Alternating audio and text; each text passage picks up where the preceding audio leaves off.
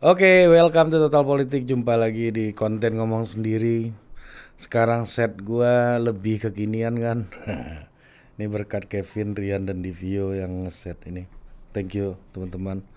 Dan kali ini gua mau bicara soal sebenarnya ini isu filosofis ya, tapi gue mau ngambil contoh dari keadaan hari ini, yaitu soal Presiden Jokowi. Bagaimana Presiden Jokowi hari ini berada di antara Lemdaksation ya, bebek lumpuh. Ini semua kepemimpinan di dunia mengalami Lemdaksation gitu ya, karena masa kepemimpinannya hampir habis. Terus ada isu 3 periode ya, dan juga yang terakhir tentunya soal isu endorse mengendorse ini yang juga rame belakangan.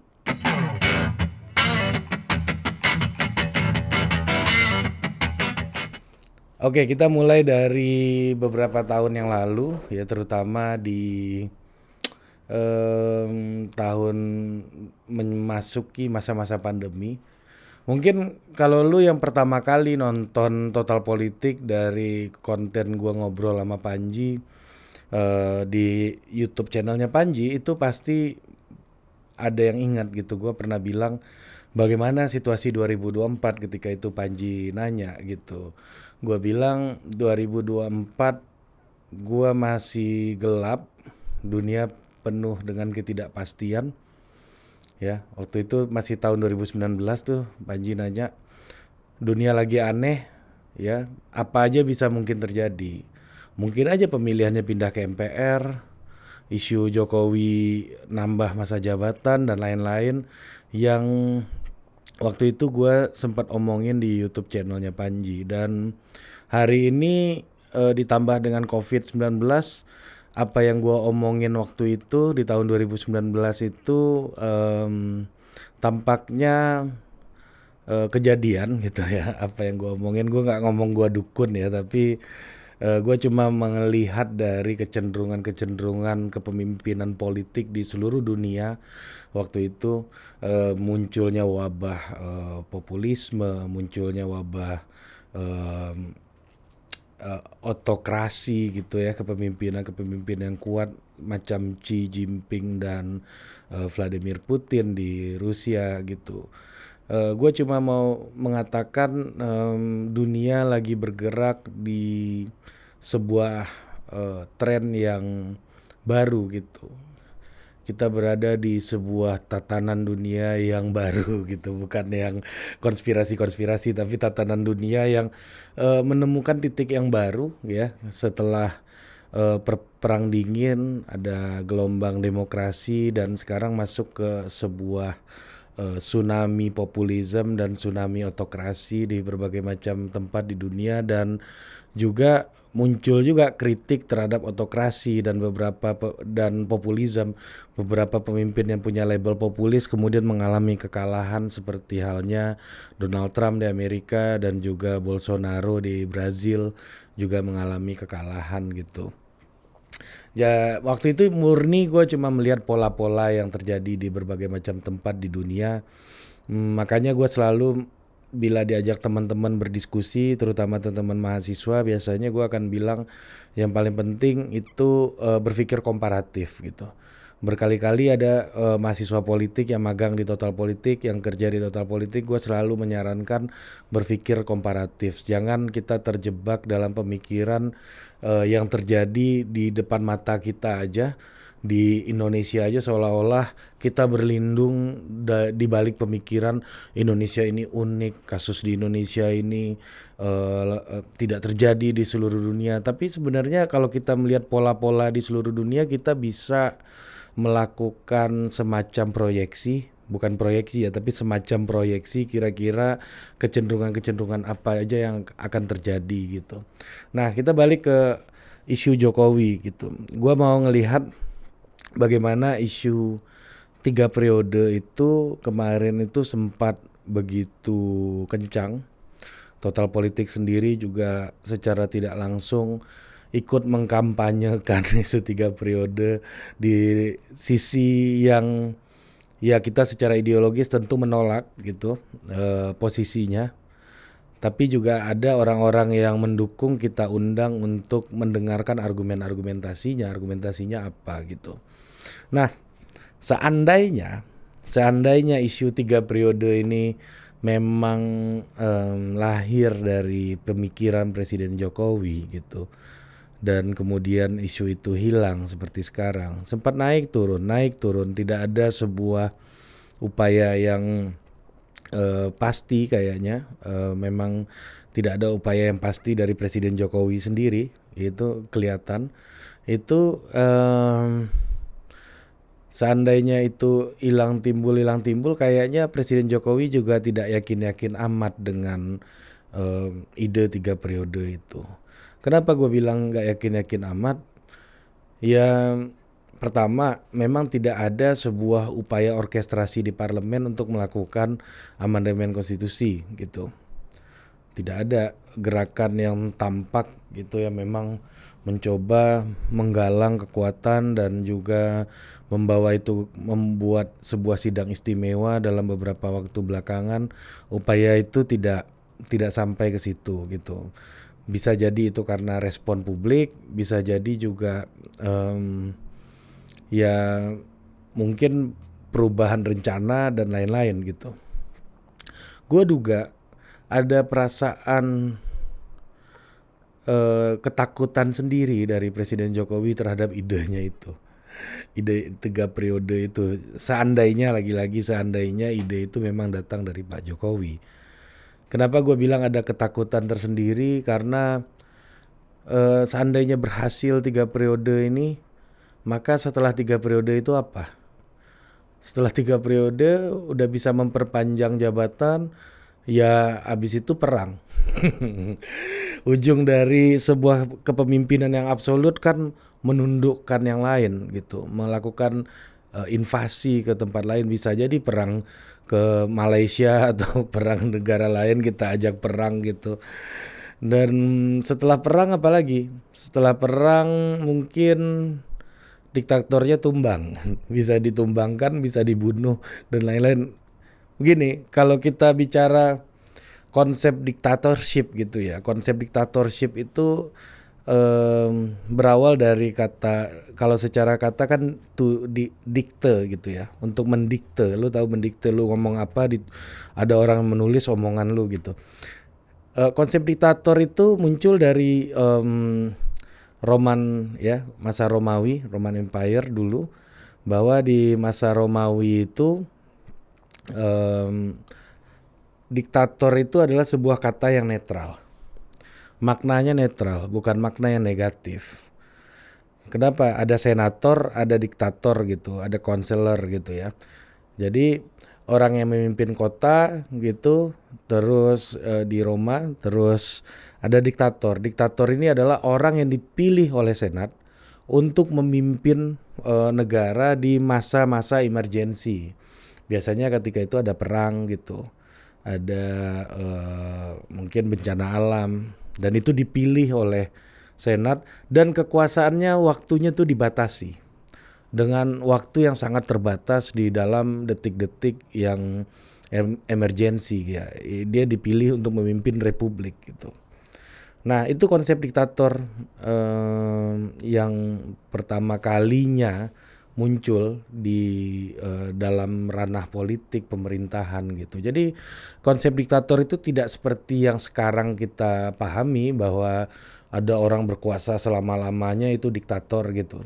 Tapi kalau kita lihat di dalam pemerintahan Romawi itu adalah konsep yang netral untuk diberikan wewenang yang besar, dan dia adalah orang yang memiliki kemampuan dan kapasitas untuk memimpin di dalam masa-masa krisis. Nah, ini biasanya orang-orang yang memiliki background militer gitu. Kalau kita lihat sejarah di masa Romawi itu, pemimpin yang dianggap diktator pertama itu yang mulai merubah makna diktator dari yang netral ke negatif itu namanya Cornelius Sulla. Jadi dia memimpin selama Sulla's War gitu, perang sipil waktu itu, dan dia memimpin di masa waktu yang lebih dari yang sudah ditentukan juga gitu. Nah kemudian di mana ada presiden Sula ini ya, dia nggak mau di stop jabatannya ya, kemudian dilanjutkan oleh masa yang sangat terkenal Kaisar Roma, yaitu Julius Caesar. Nah Julius Caesar ini adalah menjadi Kaisar Roma yang sangat legendaris, yang memimpin banyak perperangan gitu ya, yang awalnya dia ditunjuk sebagai diktator juga di Roma oleh senator, tapi ya mereka Julius Caesar tidak mau mundur dari jabatannya yang sudah ditentukan selama kurang lebih 1 tahun gitu. Jadi setelah 1 tahun itu dia nggak mau mundur, dia mau tambah masa jabatannya. Dan setelah menambah masa jabatan, apa yang dia lakukan?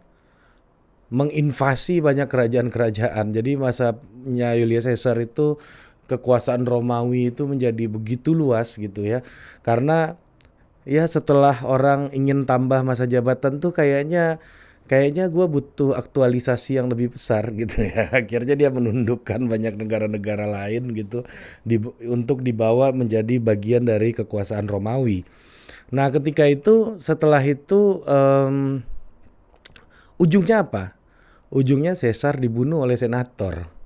Jadi dilakukan pembunuhan terhadap Caesar. Jadi gue melihat siklusnya kayak begitu. Ketika orang masuk ke diktator, kemudian dia berkuasa lama, terus setelah berkuasa lebih dari waktu yang ditentukan, dia akan menginvasi negara-negara lain, daerah-daerah lain gitu untuk menjadi bagian dari kekuasaannya. Karena nature-nya kekuasaan to expand gitu ya.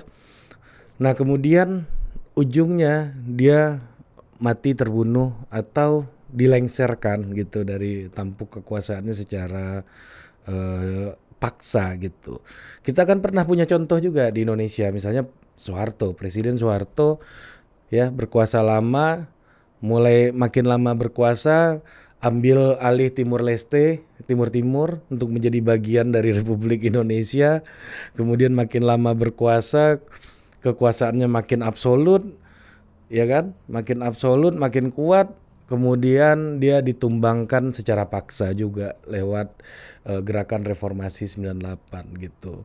Jadi balik lagi, isu 3 periode ini menurut gua akhirnya membuat kayaknya Presiden Jokowi dari apa yang tampak sekarang itu mulai berhitung. Kayaknya ide gua ini ngeri juga gitu.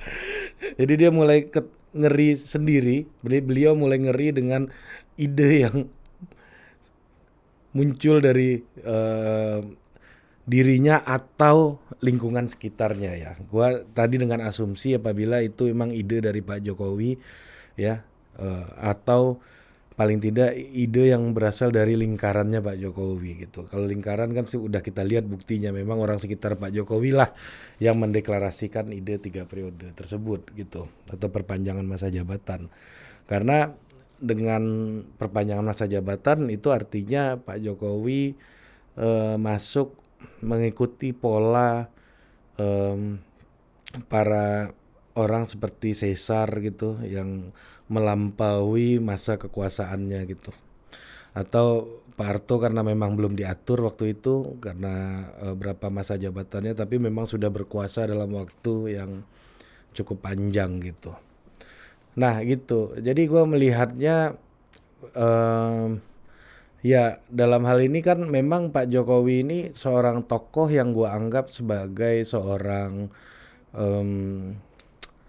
ya apa ya, dia adalah pemimpin politik Indonesia yang berpikirnya out of the box menurut gue. Karena kita lihat aja pemimpin-pemimpin Indonesia yang lain gitu. Pak Jokowi kan bukan seorang ketua partai, bukan seorang pimpinan partai. Tapi Pak Jokowi mampu menyatukan 80% partai di parlemen untuk menjadi pendukungnya, tanpa menjadi seorang ketua partai gitu. Ini sama kayak Airbnb gitu misalnya, perusahaan aplikasi ya yang mendunia salah satu startup tersukses di dunia yang jualannya adalah hotel-hotel, tapi tidak punya satu kamar hotel pun gitu. Atau seperti Facebook, perusahaan media yang menghubungkan dunia ini ya, dan kita semuanya punya Facebook, tapi sebagai perusahaan informasi dan media, Facebook tidak punya satu jurnalis pun gitu. Ya kalau di Indonesia kita lihat Gojek gitu misalnya, atau Goto gitu. Gojek adalah sebuah aplikasi transportasi gitu ya, tapi tidak punya satupun sepeda motor, tidak punya satupun mobil gitu yang dia operasikan untuk bisnisnya, untuk kepentingan revenue stream bisnisnya.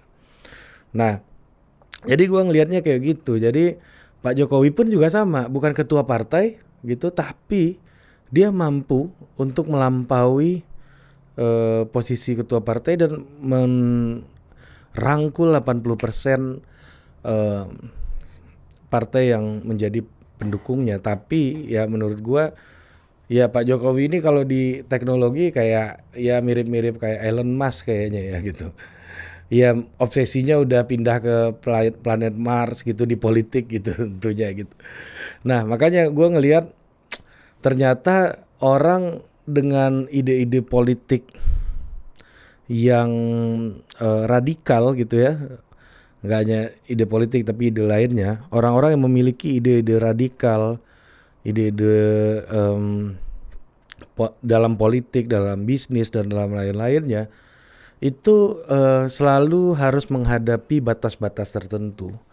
Dia punya batas yang mana apabila batasnya dia terobos gitu, itu akan membuat mudarat itu mudarat itu apa ya bahasa Indonesia aja ya, akan membuat kerusakan yang lebih besar lah gitu.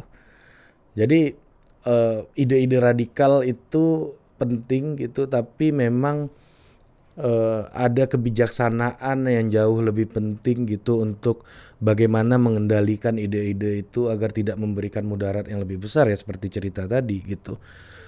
Ketika menjadi diktator mungkin mudaratnya jauh lebih besar gitu. Memang kekuasaannya bertambah panjang gitu, tapi mudaratnya dia akan invasi, menundukkan negara lain gitu, menundukkan daerah lain, berperang. Ya banyak orang nyawa akan melayang, dan kemudian pun di akhir pemerintahan dia akan selesai dengan desakan gitu. Ini misalnya apa yang terjadi dengan Putin hari ini gitu. Ya kan udah berkuasa lama, sekarang perang ke Ukraina kan gitu, ambil wilayah Ukraina gitu. Jadi memang siklusnya kayaknya kayak begitu ya gue lihat gitu. Dan akhirnya untuk tahap selanjutnya ini udah masuk ke tahap endorse-mengendorse. Gue ngelihat dalam tahap endorse-mengendorse ini bukan sungguh-sungguh Pak Jokowi akan memberikan dukungan politik kepada calon-calon tertentu menurut gue ya. Karena kalau kita lihat hubungan Pak Jokowi sebenarnya sama Mas Ganjar, Pak Prabowo, Mas Anies, semuanya tuh baik-baik aja. Gue yakin hubungannya baik-baik aja. Ini bukan soal endorse-mengendorse, karena kedua endorsementnya Pak Jokowi buat Mas Ganjar gue kira juga gak akan berguna amat. Kenapa? Karena kalau Pak Jokowi endorse Mas Ganjar, ya orang pendukungnya Pak Jokowi aja udah mendukung Mas Ganjar juga. Ya tanpa diarahkan pun udah majority gitu, sebagian besar udah mendukung Mas Ganjar. Jadi gue rasa endorse-mengendorse ini bukan hanya kegiatan sungguh-sungguh untuk melanggengkan kekuasaan juga ya. Karena sampai November sampai nanti Pak Jokowi setelah tidak berkuasa lagi ya, itu hitung-hitungan politiknya juga akan baru gitu ya. Apa yang terjadi di masa lalu ini kadang-kadang kalau orang udah nggak berkuasa, jadi perhitungannya juga akan beda. Apa iya setelah endorse Mas Ganjar menang, Mas Ganjar masih memegang, masih bisa untuk diberikan insight-insight atau diberikan, atau lebih kasar lagi diberikan perintah oleh Pak Jokowi, gue rasa nggak akan mau gitu. Nah ini yang terjadi dengan Singapura misalnya, waktu Lee Kuan Yew setelah memimpin, ya Lee Kuan Yew kasih Perdana Menteri ke Goh Chok Tong, kemudian beliau menjadi senior prime minister gitu ya, menteri senior ya, menteri senior. Ya paling tidak masih ada di dalam struktur kekuasaan gitu. Jadi kan kalau kasus ini kan beda gitu. Pak Jokowi nggak ada presiden senior atau menteri senior gitu di Indonesia gitu, yang bisa menjadi dewan pembinanya presiden. Mungkin ada Watimpres, itu sifatnya juga memberikan masukan gitu. Apa iya misalnya Pak Prabowo mau diperintah Pak Jokowi ketika Pak Jokowi udah nggak berkuasa lagi? Matematikanya juga akan sangat berbeda, matematika politiknya menurut gua gitu.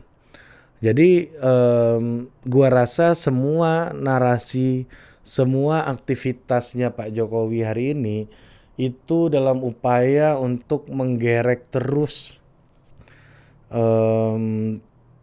elektabilitas dan approval ratingsnya, untuk memperkuat bargaining position ya di PDI Perjuangan tentunya, satu. Yang bahwa dia punya kekuatan-kekuatan gitu, jadi orang PDI juga akan berhitung untuk masukannya Pak Jokowi di menentukan capres berikutnya. Kedua, untuk menghindari lemdaxation gitu. Jadi gua ngelihat Pak Jokowi berusaha untuk menghindari lemdaxation. Artinya gini, ketika orang udah mulai sibuk pilpres, Pak Jokowi tidak mau dianggap